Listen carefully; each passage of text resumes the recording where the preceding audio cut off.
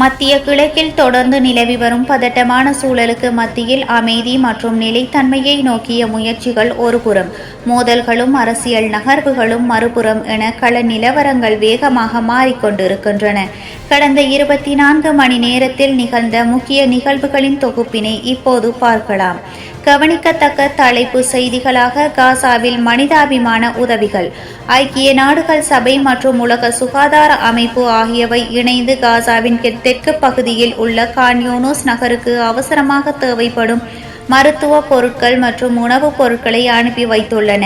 பல மாதங்களாக தொடரும் போரினால் பாதிக்கப்பட்ட மக்களுக்கு இந்த உதவி சற்று ஆறுதல் அளிப்பதாக உள்ளது. ஈரானின் எண்ணெய் உற்பத்தி அதிகரிப்பு. ஈரான் தனது எண்ணெய் உற்பத்தியை மேலும் அதிகரித்துள்ளதாக அந்நாட்டின் எண்ணெய் அமைச்சகம் அறிவித்துள்ளது.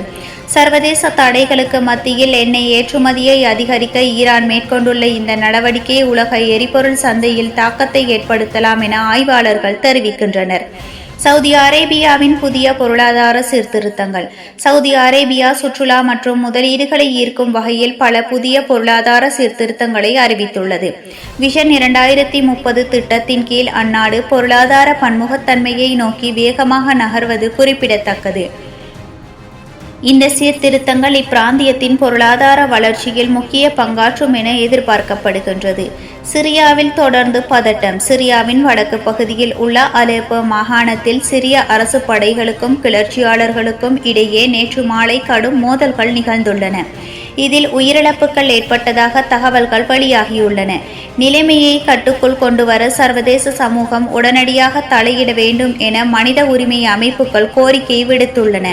இறுதியாக இந்த செய்திகளை கேட்கும் போது மத்திய கிழக்கில் அமைதி என்பது இன்னும் ஒரு கனவாகவே இருக்கின்றதா என்ற கேள்வி நம் மனதில் எழுகின்றது. இருப்பினும் நம்பிக்கையுடன் நாம் இந்த செய்திகளை தொடர்ந்து கவனிப்போம். நாளை நமக்கான விடியல் பிறக்கலாம் என்ற நம்பிக்கையுடன் மீண்டும் சந்திப்போம். இந்த செய்தி தொகுப்பின் விரிவான செய்தி தொகுப்பினை இன்னும் சற்று நேரத்தில் எமது சேனலில் எதிர்பாருங்கள். அதுவரை நன்றி.